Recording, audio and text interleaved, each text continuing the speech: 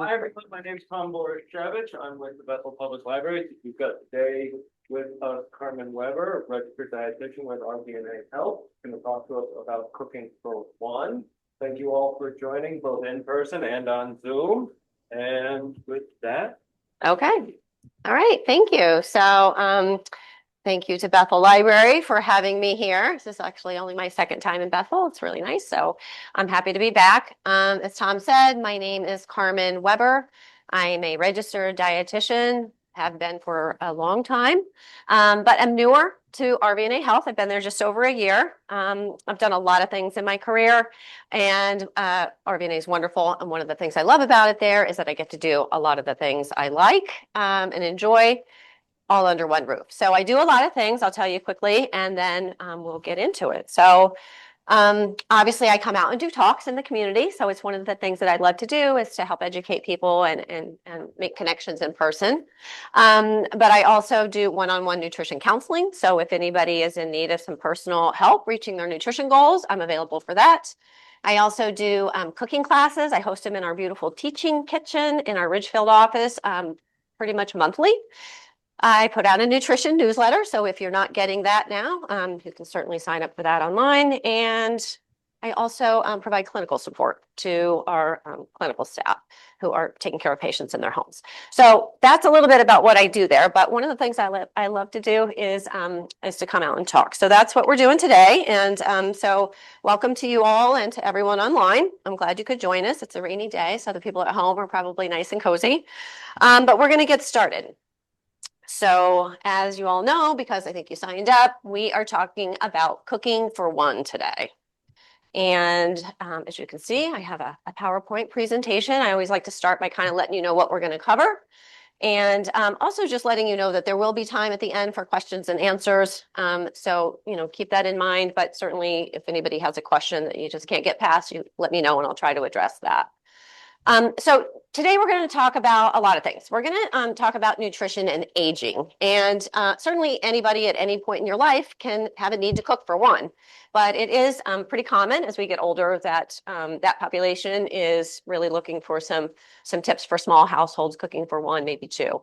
So we're going to talk about nutrition with aging in particular, and then the importance of good nutrition and what exactly is good nutrition, right? We kind of probably all have an idea, but we'll talk about that a little bit.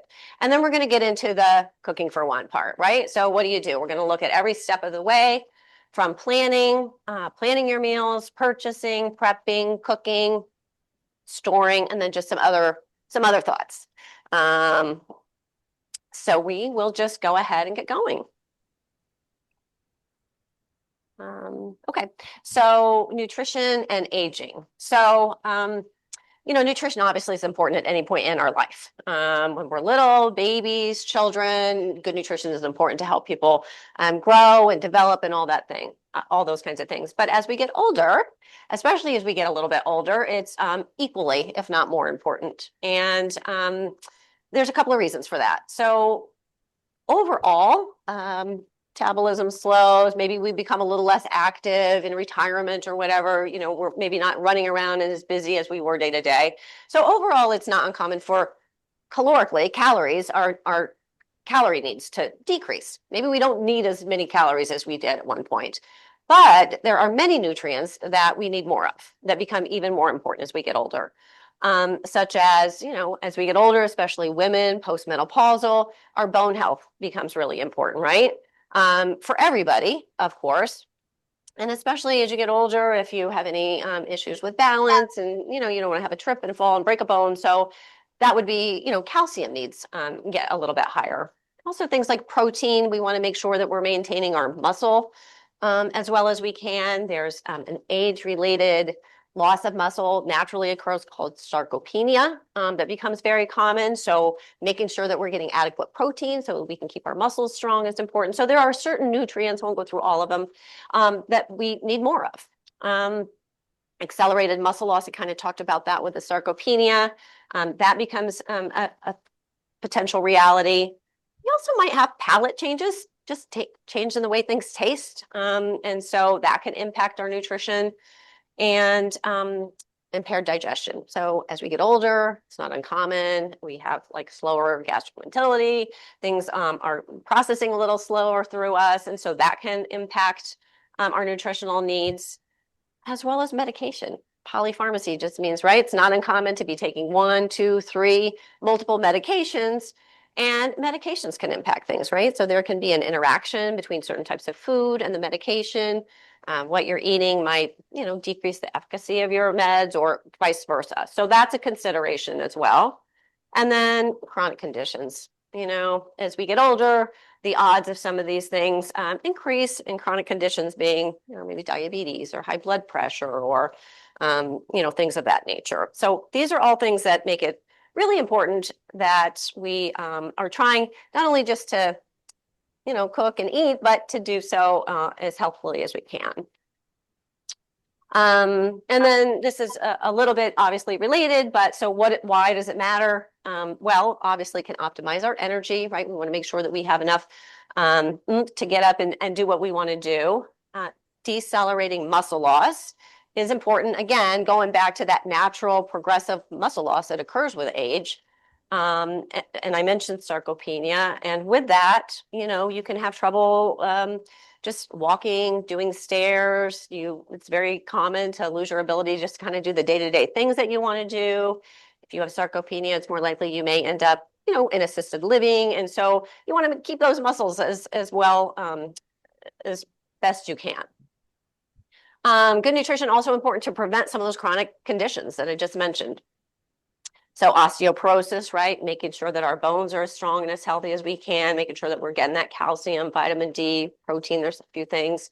High blood pressure, if we can manage our diet, keep a healthy weight, watch our sodium intake. There's a lot of things that we can do with our diet to help prevent high blood pressure, diabetes, same thing.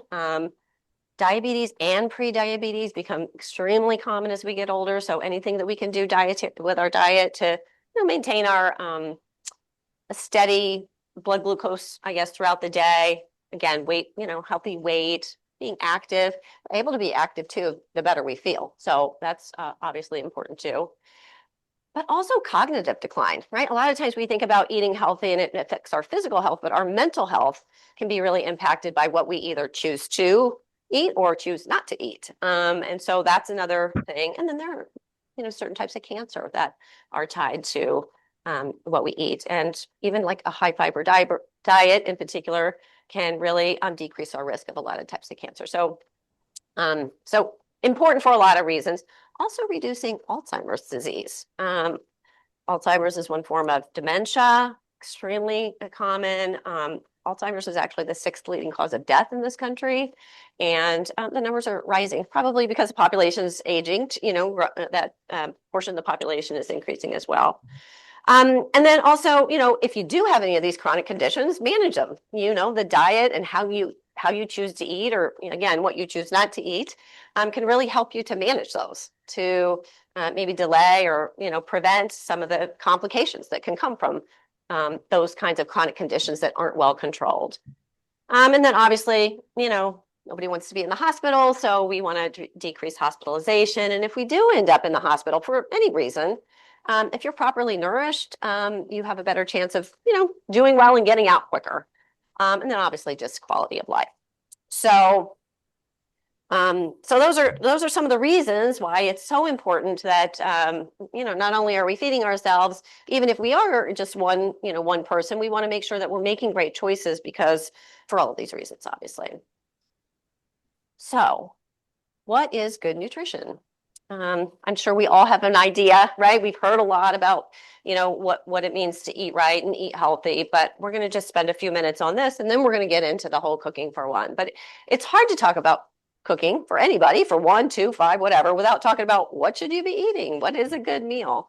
So what is good nutrition? So it's a lot of stuff that we know, like I said, but unprocessed. So processed food is, that could be a whole nother conversation, but there's different levels of processing, and a lot of our food is processed. If you think about bread, it's processed. It starts out as a wheat kernel, right? So not all processed food is bad, but that highly processed food, snack foods, baked goods, all that kind of stuff. We want to have less of that. So less processed, plant rich. It's not to say we have to be vegetarian. Certainly we can have meat. There are good choices there. There's a lot of benefit to a lot of them, but plant rich. A lot of Americans are deficient in fruits and vegetables. Almost nobody's meeting the recommendation. So not only fruits, vegetables, but whole grains, beans, nuts, legumes, all of those things. So making sure we're including those, even if we are meat eaters, totally fine. And whole foods, as close to nature as we can, right? So, you think about an apple, think about applesauce, think about apple pie, right? There's different levels of processing and preparation. And so getting as close to you can as its natural state, more like the apple, is always a good thing. So we also want to make sure that we are getting all of the different types of nutrients. So these are the 6 nutrients. Carbohydrate, I'm sure we've heard of all these. Carbohydrates, fats, protein. Carbohydrates, there's a war on carbs for a while, right? Don't eat them. They're going to make you fat. They're going to make you unhealthy, whatever. But we need carbohydrates. They give us energy, and they're actually our brain's preferred energy source. So we do need some carbohydrates. We also need fat, right? There was a time when everything needed to don't have any fat if things were fat-free and stuff. But not all fat's created the same. There's saturated fat. That's the one that's, going to potentially cause us problems with our heart, increase our bad cholesterol, things like that. But then there's unsaturated fat, which is the good kind. That's the one that's typically liquid at room temperature, found in things like olive oil, nuts, seeds, those kinds of fats. And there are good ones, as well as like fatty fish, like salmon. We have a picture of salmon here. And actually some almonds, I think. So those are examples of good, heart-healthy, unsaturated fat. And then protein, right? We know we need protein. So we need all of those. Those are our macronutrients. Those give us calories. But we also need vitamins and minerals. We get those from a lot of different foods, of course. And water. Water's also, so these 3 at the bottom, vitamins, minerals, and water, those are micronutrients. They don't give us calories, but they certainly are important to a lot of our body processes. And water's also really important because it's, our body is 75, whatever percent water. And so we need that as well. So we want to make sure good eating, good nutrition is making sure that we're including all of these nutrients. So what is a healthy meal? So this is my plate for older adults. Again, anybody at any age can, need to be cooking for one. You might be, young single person, living alone. You might be somebody that has roommates, but you each, cook independently. So it's not to say that any of this talk really is only for older adults, but this one in particular I'm showing you is sort of geared towards that. So, but good advice for everybody, right? We want to have all of the food groups. Fruits and vegetables, we can have those in many different ways. We'll probably talk about here, but dairy, not everybody can tolerate dairy, but dairy is beneficial for calcium, vitamin D, protein, and those are kind of grouped for those nutrients. So not everybody can have dairy. So if you can't have dairy, there are substitutes that will give you those same nutrients that you would get, the calcium and the vitamin D. Protein can be a couple of different things. It can be plant protein or animal protein. So I think a lot of times we think of protein, we go right to beef and chicken and turkey and pork and all that, eggs. And those are, but there's also plant proteins, also important. Beans, nuts, legumes, seeds, all those kinds of things. So different benefits to each, but both are good. But if you don't eat animal proteins, you can certainly get enough of your needs met with the plants. And then grains. So whole grains are great. We get a little more nutrition. We get a little bit more. We get about 25% more protein from whole grains versus refined grains. But there's lots of vitamins and minerals. So we want to try to make sure as best we can we're getting all the food groups. And then the healthy oils I mentioned. So, healthy fats, we should say. And then the other things that are on here, herbs and spices. So this is good advice for anybody. You don't have to just be an older person or, a little bit older to realize that we have too much salt in our diet. As a population in this country, we're all eating about at least 1,000 more milligrams a day than we should be, than is recommended. And mostly it's not our fault in a lot of ways because it's just in everything, right? All the, especially, more processed you get, the more salt you're probably going to get, but it's difficult. So, you have to be wise if you're watching it But one thing that you can do is look for things that have no salt added or lower sodium. But also when you are cooking yourself and you do have control, season your food with more herbs and spices. And fresh herbs can elevate a meal like nothing else. Can take something really plain to something really yummy. So, and citrus and stuff, and then certainly getting enough fluids, whether it's free water or, maybe some tea or milk or whatever. So this is what kind of a healthy meal is. My plate kind of shows you the amounts, like half of the plate here should be fruits and vegetables, about a quarter of it's going to be grains, a quarter or so is protein with some dairy in there. I'm going to go through these next slides a little quickly, but I'd like to show you this is what like a little pictogram or whatever looks like, but this is what it could look like on a plate, right?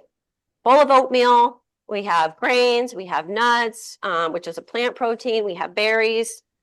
Could be something like, scrambled eggs with spinach or some kind of vegetable wrapped in a tortilla with a piece of fruit.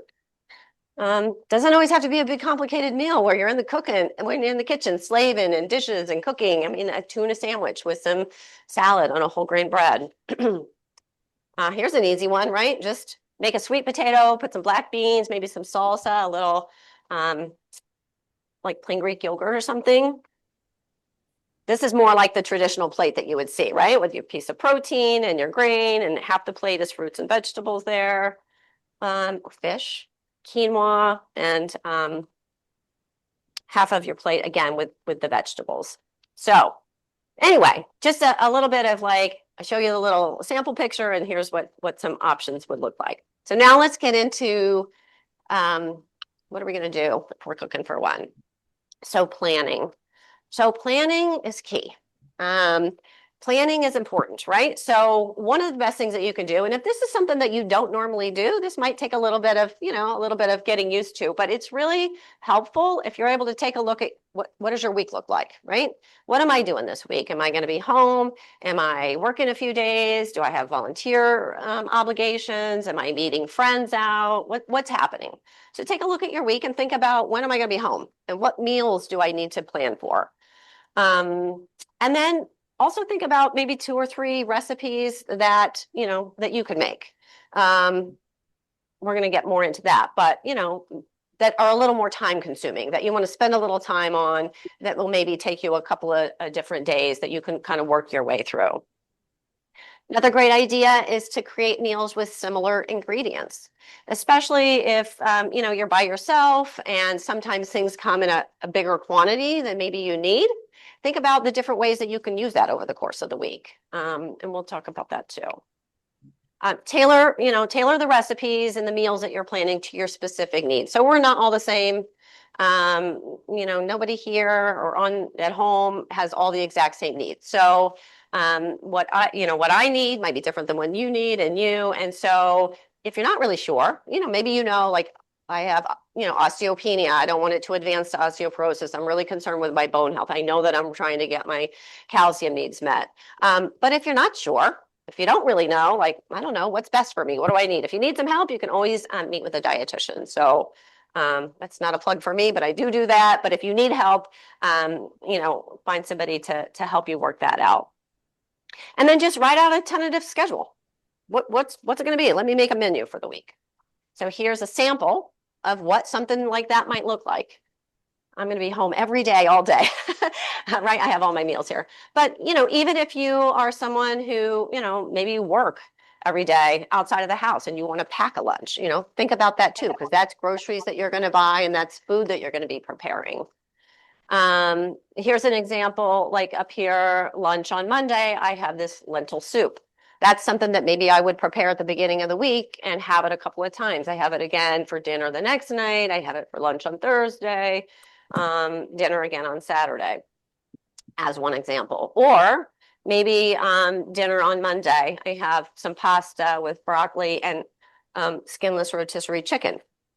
You buy a rotisserie chicken, you're by yourself. Are you going to eat it all at one time? No, probably not. So what are the other ways that I can use that? Maybe the next day I'm going to take a little bit and make some chicken salad with it. And then, maybe I'll have that same leftover again. But maybe then one day I'll use some of that chicken and I'll put it on a salad, right? So just think about, some of the things that you can buy and how you can use them, multiple times. Anybody in the room have any questions? Okay. You'll notice here too, easy lentil soup over here. And I will say too, snacks are important. Snacks contribute, to your overall daily, meeting your overall daily needs. So, some people will have 1 or 2 snacks a day. Some people actually eat maybe 5 or 6 small meals a day. Everybody's different, but if you're going to have a snack, make it a good one, make it good for you. So instead of a Danish, think about what would really be beneficial for you. But anyway, so lentil soup here and chia seed energy balls have asterisks. I have recipes for those. So that's what I was going to mention there. Yes. I don't mind. And I will also tell you that at the end, I have them on the screen in case anybody wants a screenshot or something too. And I have hard copy in the back. All right. Does this make sense? Let's kind of think it through. When am I around? What do I want to have? Okay. And then take that plan for your week and make a shopping list from it, right? Anybody ever go to the store without a list? You need a bunch of stuff, but you don't know what, and you just kind of go willy-nilly sometimes. Then you get home, you're like, what was I going to do with this? Or, you have something that doesn't really fit with anything, and maybe you waste it. So it's good if you kind of have a plan, even if it's a loose plan, you have some kind of plan, you make a shopping list from that. Some of this is specifically to cooking for one, some of it's just kind of good advice. So, certainly you could check for sales and deals. That's always a good deal. And then stick to the perimeter. Anybody ever here shop the perimeter of the store, right? So the idea is that we get a lot of good, healthy food around the edges, right? You start in your produce and then you maybe turn the corner and there's meat and the seafood counter and dairy and things like that. It's when you're zigzagging through the middle where the cookies and the chips are and stuff that sometimes you maybe make less good choices. But there's certainly stuff in the middle that you need, right? Pasta or rice or some of those things too. But the perimeter is always a good place to start to get the things that, the best for you things, I guess, maybe. Okay, so then you can also consider pre-cut vegetables and fruits. So again, what happens a lot of times, I think, is that when it's just you might be like, why bother? I'm gonna have a bowl of cereal for dinner, or I'm gonna have a bowl of ice cream tonight and just call it a night. But maybe it's a question of how much effort do I want to put in just for me? How much work do I want to do? It's just me. How much cleanup do I want to have? Right? It's just me. So some of the things to do to help, ease the workload and make it a little simpler is to maybe consider pre-cut vegetables and fruits. Saves you a little time, home, peeling, chopping, whatever. So that would be something that you could consider. Probably going to cost you more. So it depends on, you got to factor cost into things too. But you could certainly get them, the carrots, the onions, whatever, they're already diced. Doesn't get much easier than that. Just throw it into whatever you're doing. You can also consider either single serve portions or buying in bulk. So again, kind of a question of what's your bigger obstacle in making yourself a nice, healthy food? Is it, sort of the labor and the time involved? If that's the case, maybe a single serve portion of something, and you don't have to deal with the rest of it, right? But buying in bulk can be very economical, and you'll get a better price probably. But then you also can sort of portion it out, whether it's maybe a big pack of meat and you break it down into smaller portions, label date it and put it in your freezer. Or maybe it's something that you're going to, maybe you get a bigger pack of chicken and you bake it all up at the beginning of the week and you use it several ways. So something to keep in mind there. Think about both of those. And maybe sometimes one works for you and maybe sometimes the other does. You can also choose frozen or canned fruits and vegetables. This is a great way to avoid spoilage and food waste. So, and food waste is, in my mind, it equates to just money down the, right? Just throwing away money. So you don't want to waste things. And that can also, and if something spoils, obviously, that's wasteful too. But, this is, again, if you're by yourself, sometimes depending on what it is, maybe if it's fresh fruit, it's hard to eat it all. If you cut a whole pineapple, maybe you can eat a whole pineapple in a week, right? Before it goes bad, or maybe not, or berries, which are very fragile and don't always last forever. Sometimes those waste, or you get maybe a big head of broccoli, and have broccoli every day. I don't know. So sometimes choosing frozen or canned can be a way where you can just kind of portion out what you need and then, you know, not waste. So frozen vegetables, frozen fruit too. If it's frozen, if it's fresh frozen, like just peas or green beans or strawberries or whatever it is, if it's not in a syrup or a gravy or a cheese sauce or something, if it's just frozen, it's nutritionally very comparable. So, you know, you portion out a half a cup of what you want, you put the rest back in the freezer, and that's good. Canned fruits or canned vegetables. Canned fruits and vegetables, similar but different. Canned fruits are sometimes in heavy syrup. We don't need all that added sugar. They're already sweet. They have natural sugar in them called fructose. So, but if you get canned fruit in natural fruit juice, not going to be probably as nutritionally, you know, valuable as fresh, and you also lose the skin. There's a lot of fiber and a lot of nutrition in skins, but can work. You know, can definitely work. It's good to have some shelf-stable things in your pantry too. We'll talk about that too. Vegetables, the issue there is usually the salt in the can. So many vegetables now you can find either no salt added or lower sodium. Beans as well. Canned beans are, you know, a good source of plant protein. They're shelf stable. There's a lot of benefit to those too. But if you can't find something that's no salt added, even if it's just lower sodium, you can just put it in a colander in the sink, rinse it under some cold running water, shake it around. That will get rid of not all of it, but a fair amount of the sodium or the salt in there. So that's a good practice too. So, you know, we think healthy eating, everything's got to be fresh, and it's great if it is, but we can also take advantage of some of these other things too, which again can be nice if it's, you know, if you don't have a whole house full of people that you're cooking for. You could also consider some pre-cooked whole grains. So again, you know, if you just don't want to be bothering with so much cooking all the time, if that's one of the obstacles to having sort of a well-balanced meal, you can get some pre-cooked, you know, some rice where maybe you nuke it for a minute or something like that. So it's an option if that's one of your bigger challenges, is just to find the motivation to do the cooking, but they can be salty. So keep an eye on that. Anything that's going to be more prepared and all that is often going to be, you just watch the salt in some of those things. And then not for one, but just for cooking for anybody, shop during quiet times. That's always more pleasant. And don't shop when you're hungry, because that's when you're just grabbing it all, right? You want a little bit of everything. Any thoughts, questions on this? All right. So, oh, here's an example.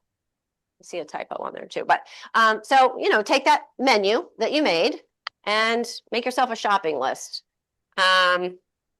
You know, maybe your list doesn't look just like this, but think about the things that you're going to be cooking, make yourself a list. Obviously, we're always going to have some staples, but anything that's out of the norm or that's a fresh produce or a meat or something, just, you know, use your grocery, use your menu to make a list. And when you have a list, you only buy the things you need. You don't buy extra stuff that's going to waste. You know, so if you're able to do that, it's always good practice.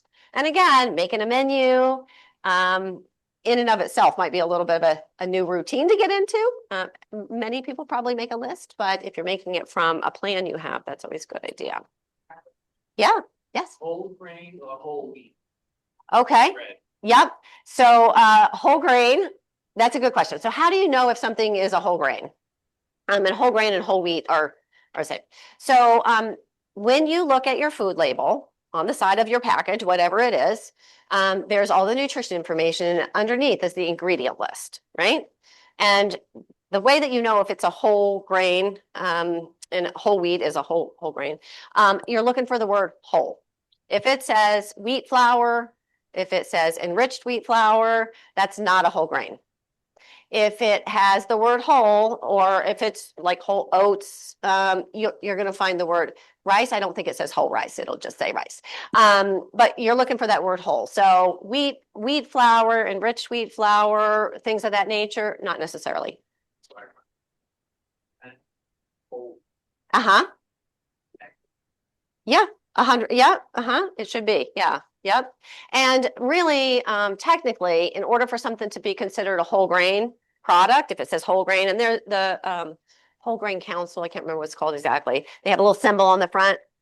It's yellow. It looks like a postage stamp if you ever see that. Sometimes it will tell you 100% whole grain or whole wheat, 50%, 25%. In order to be technically considered a whole grain or a whole wheat product, it has to have at least 50%. And also, when you look at your ingredient list, you might see like sometimes there's a cracker and it says with 35 grams of whole grain. You have to look on the ingredient list because it's listed most to least. So whatever there's the most of is the first. So you might see somewhere down in there whole grain wheat or whole grain flour or whole grain something, but it has to be at least 50% to actually technically be considered. So it has to be probably further up. So, but that's how sometimes they can say it has a certain amount of whole grain because maybe it's in there, just might not be the majority. Does that answer your question? So if the label says 100% whole wheat. It should be fine. Yeah. Yes. Yeah. Mm-hmm. But you know, bread is one of those things too that's very tricky. Sometimes it's dark, it's dense, it has seeds. We're like, oh, this must be great, you know. But sometimes, you know, it could be caramelization and coloring, you know, any kind of stuff. So it's always good to look. The other thing is if it is a whole grain, whole wheat, whole oat, whatever it is, if it is using the whole kernel, that's what it's all about, using that entire kernel. It'll also have more fiber. So that's usually, you know, if you have like a refined bread or just a white bread or even just a wheat bread versus a whole wheat, you'll notice that there's should be higher fiber content too, which is always good. All right, that was a great question. Sure. Okay, so prepping. So did we finish this list? Yep, so that was it. So the purchasing example. So this is an example of making a list. All right, so now prepping. So kind of alluded to this earlier, I think, but if you want to make it easy, you don't want to be in your kitchen laboring for an hour every day, 3 times a day or whatever, just to make a meal for yourself. So, you know, if you spend a little bit of time up front doing some prep work, that can make your day-to-day easier, right? So if you didn't buy any pre-cut vegetables at the store, if you're going to do it yourself, you know, maybe you do it on Sunday or whatever day of the week, you kind of get home with your groceries and you do a little bit of prep. So chop and peel, chop, whatever. Some of your vegetables or fruits, depending on what it is, get them ready so that whenever you go into the fridge, they're there and it's easier, right? Cleaning lettuce is great for quick, easy salad making. Sometimes some lettuce is a little more fragile, you know, like maybe iceberg. It's not super nutritionally, you know, it's not one of the most nutritious, or romaine. Romaine is great, but they will tend to wilt and get a little weaker as the days go on. Kale is very hardy. So if you like kale, you can clean that kale and it'll last you all week. It's one that really kind of stays. But anyway, so you can do, you know, just clean some lettuce, clean your vegetables, chop things, you know, so that they're easy when you need them. You can also organize your fridge so that when you open it up, you see the stuff that's good for you. You see the things that you know you want to use, and maybe it inspires you to, you know, make a good choice right there. You can keep your pantry stocked. This is good too. There's plenty of shelf-stable pantry items that are very solid for making a healthy meal. So canned, you know, no salt added canned tomatoes or canned beans or you know, any number of things. Some low sodium chicken stock, you know. So keeping that pantry stock, even canned tuna, right? That's a great protein source. So keep your pantry stocked for the times when you don't really feel like actually, you know, you don't even have to really cook anything. You can probably put something together with some pantry items. You can also buy smaller cookware. So if you like really enjoy, maybe you want like lasagna or casserole or some, you know, favorite dish or whatever, but it's way too much. And even if you make a big one, you're thinking, I don't want to freeze so much of it and be eating this forever. Buy some smaller cookware and make a half batch. You know, it feels a little less overwhelming. So that could go either way. Maybe you like to have a bigger one and more for later, or, you know, maybe some proper cookware just to make a smaller amount. And then also make sure that you have, you know, good storage containers, right? So if you're going to be doing some prepping or you're going to be, you know, making something and you want to, you know, portion out one for lunch, another one for dinner, make sure you have proper containers to put those in, obviously. And if you're going to be freezing things, important to label and date. right? Anybody ever reach in the back of your freezer? You're like, what's that back there? How long's that been in there, right? So, and then you end up throwing it away, and that's wasteful. So, so also, also helpful just to have a sense of how long it's been in there, even if it kind of seems okay. Has it been in there too long? So, um, and so I think we have a picture here of what a nice, tidy, prepped fridge could look like, right? So I think it's going to come up about storage too, but uncooked meats on the bottom. Obviously your produce and things that you're not going to be cooking up top. So does your refrigerator look like this? No, it's something to aspire to. Well, that too. So, yeah, that's true too. All right. So now when we get to cooking, so I kind of have this broken out into three kind of categories. So if ease and convenience is more important, I have a little tips on here about making sure that it's safe. And then the next slide is going to be about making sure it's nutritionally adequate. So for ease, so batch cook. I think I kind of alluded to this before too, but you can cook a bigger amount of something, maybe once a week. Proteins, if it's cooking chicken or cooking a roast or something, doing it all at one time, kind of, so then you just already have it cooked for use in different ways throughout the week, whether you're just going to be eating it exactly the same as you made it the first time, or you're going to be repurposing it and changing how you use it. Grains, same thing. I like to do this with quinoa, actually. Quinoa goes so far. I make some quinoa and I'll use it one time, and then you can continue to use it through the week. Sometimes you're going to have something cold and maybe you're going to have it warm, and there's different ways, but batch cooking, some of those things that are like a little bit more time consuming maybe would be a tip. He is really Also boil eggs. That's another one. If you are someone who enjoys eggs, eats eggs for any reason, they're the perfect protein. It's like 7 grams protein in a large egg. So, so they're great and easy. Can be a snack, can be, part of your breakfast. You could chop it up and put it on a salad. So if it's something that you normally use or would use, boil those up ahead of time so you're not boiling a fresh egg every time. Mentioned this before, but make 1 or 2 more time-consuming recipes, at one time. So maybe like a chili or a soup or some kind of casserole or something. So kind of make those ahead of time so that, again, you kind of have it prepared for the week, especially for those days when you don't feel like cooking, or and that can be leftovers in the fridge or, again, in the freezer, to pull out, a week or 2 from now when you haven't just had it already. Oh, and then also you can consider one-pot meals and pans. Don't want to have a lot of cleanup. Don't want to have a lot of, dishes to do and things like that. So a one-pot meal obviously would be like a soup or a stew or something. But stir fry, just throw everything right in your stir fry, whether it's, your veggies, your meats, whatever. And sheet pan meals. You guys ever do sheet pan meals? Yeah. So simple. So I should have brought a recipe for that. That's a good one.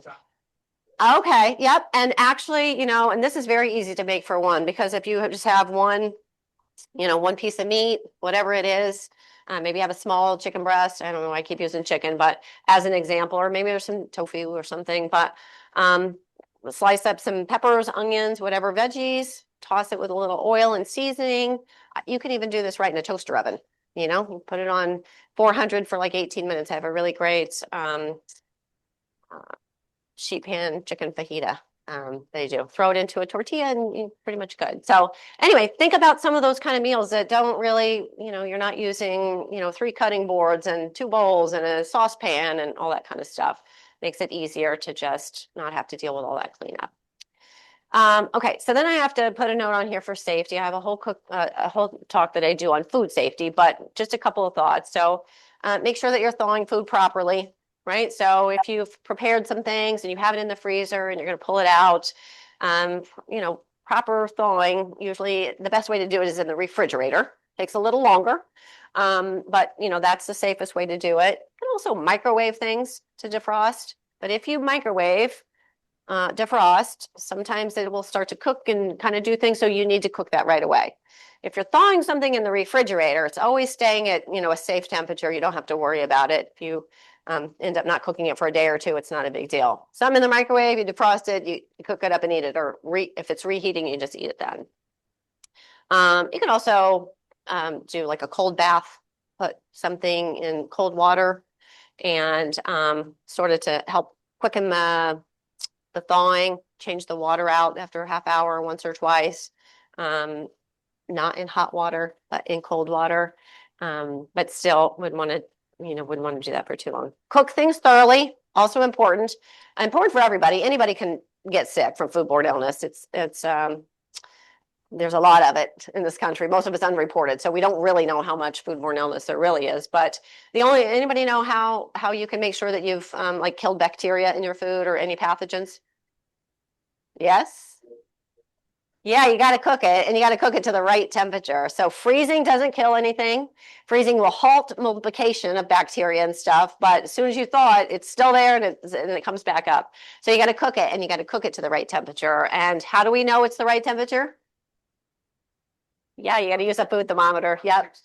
Yeah, for many things. Yep, exactly. So some things have different, a little bit lower temperatures, but 165 is a big one.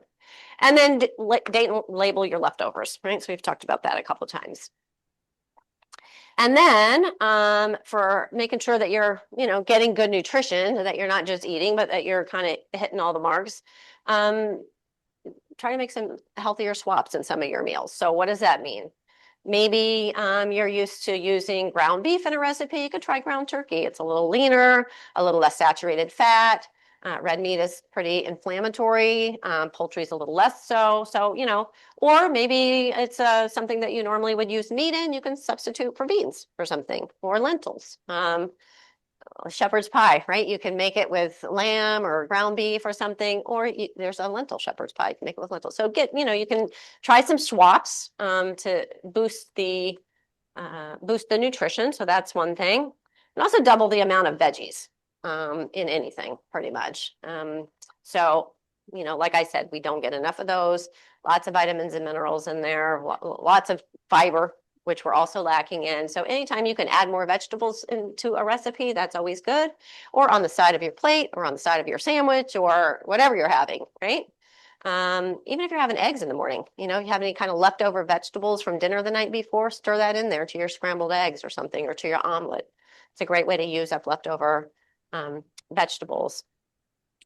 I kind of touched on this already too, but boost your flavor with herbs and spices instead of salt. And herbs too, like parsley and basil and all those kinds of herbs. Can't think of them all right now. Cilantro. Those are actually considered leafy greens. So we probably all know that we should eat leafy greens. When we look at the MIND diet, which is a diet specifically for helping to maintain our cognitive abilities and delay or prevent dementia, Alzheimer's, and things like that, leafy greens are recommended to be eaten at least once daily. So herbs like this actually have a lot of those same properties that are so beneficial. We eat them in a little bit smaller quantity, but still really good for us. So in addition to decreasing your sodium, you can also sort of increase your some of those beneficial nutrients in those too. Cooking spray instead of like butter, right? Cooking spray or olive oil or something like that. Any things that are liquid, I think I might have mentioned this before, but liquid at room temperature are typically unsaturated. So oils, for the most part, there's only one oil that is mostly saturated. Does anybody know what it is? It was a big craze for a while. So coconut oil is like 90% saturated fat. So it's, more like eating butter. So, but otherwise, most of the oils are primarily unsaturated and good for us. So think about how you're cooking and the oils and the fats that you're cooking with. And then, you can sweeten things a little differently rather than just sugar. Try some different things like cinnamon or vanilla, things of that nature. You can use honey too. So honey and honey's in one of the recipes. Honey is an added sugar too. But what'd you say? Oh, yeah. Yeah, it is. It is. It's an added sugar. And I will say too, all things in moderation, right? Everything can fit somewhere. If you are for the most part, doing all good things, we can all have a treat, right? So, Because I put that in my hot chocolate, and I never thought that was sweet. it doesn't really. It's actually, I know it adds a different flavor though, and it goes well with sweet foods. So it's kind of listed wrong, but yeah.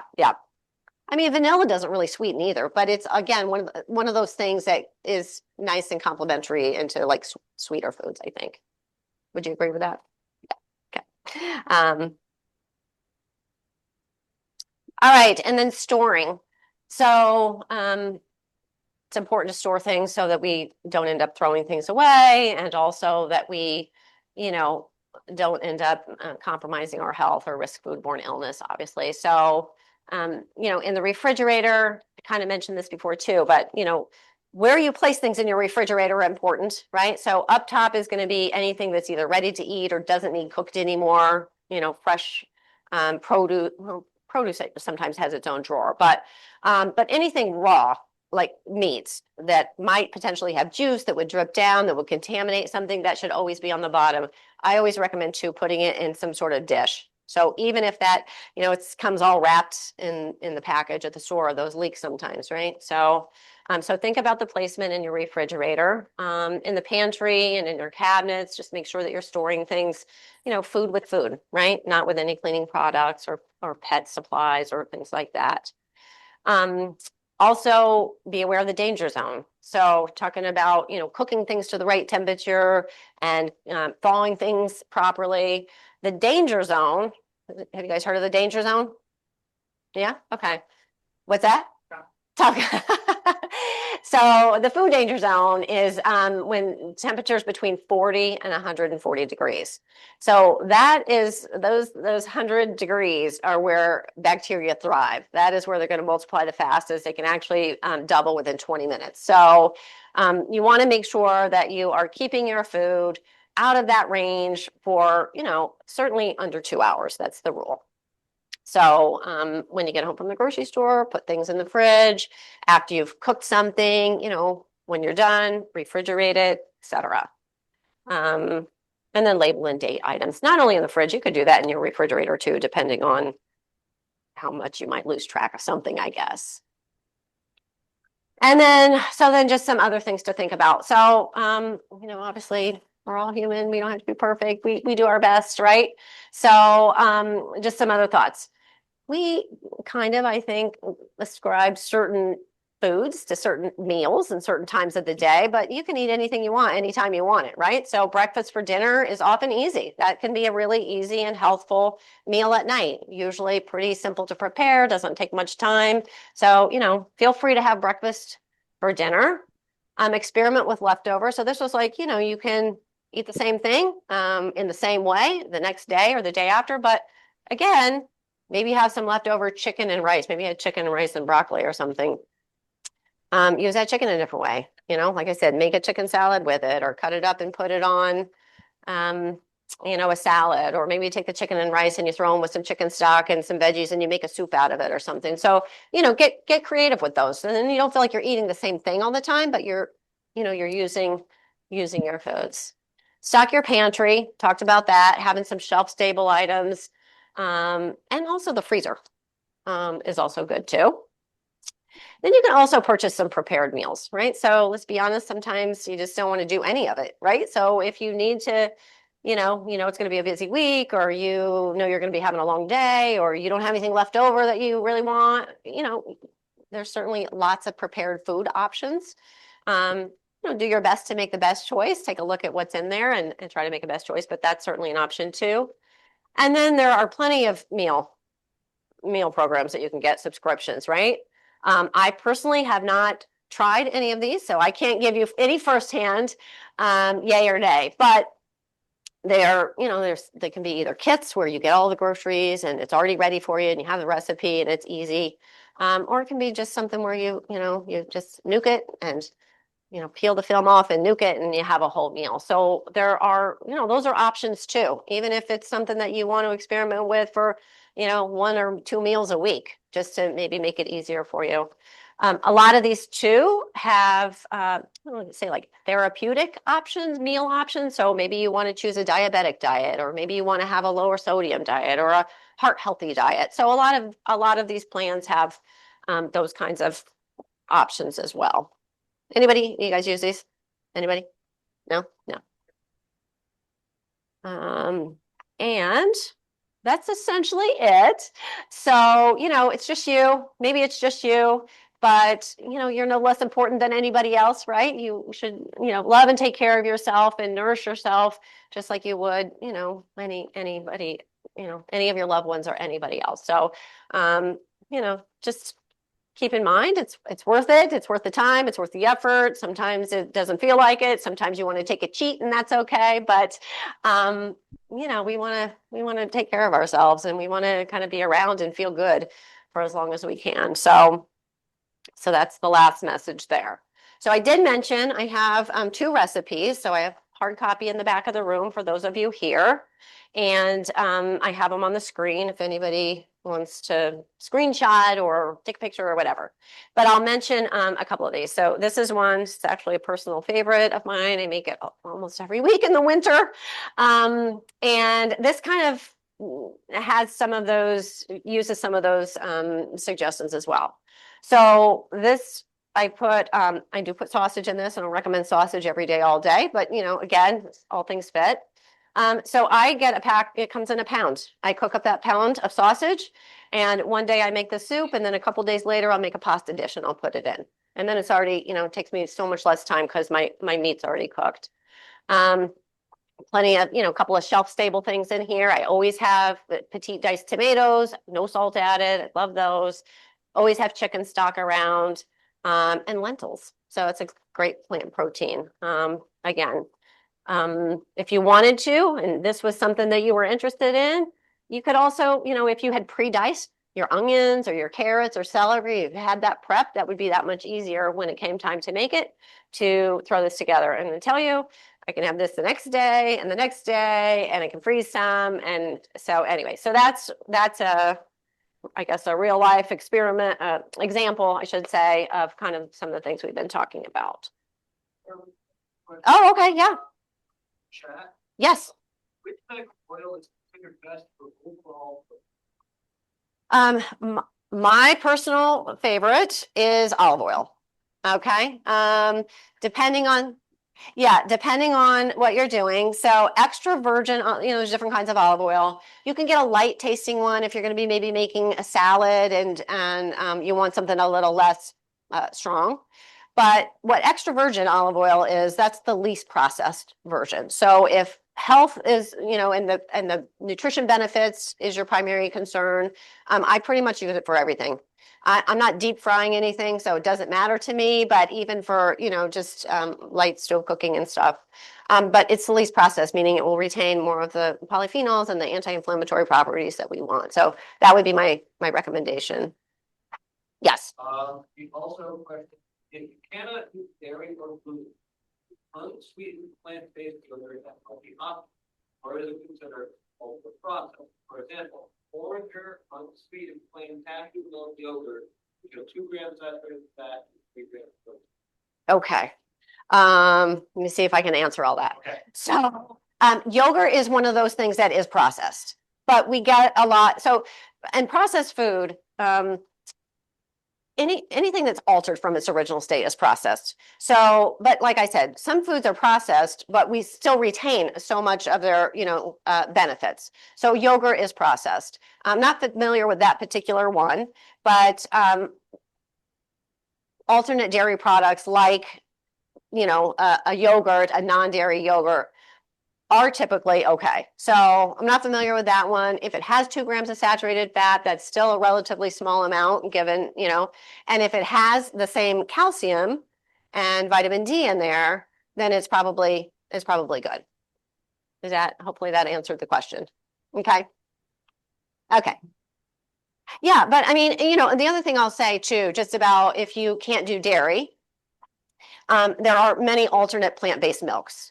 I would look at them because, for instance, almond milk, it might have some calcium in it, but it has almost no protein.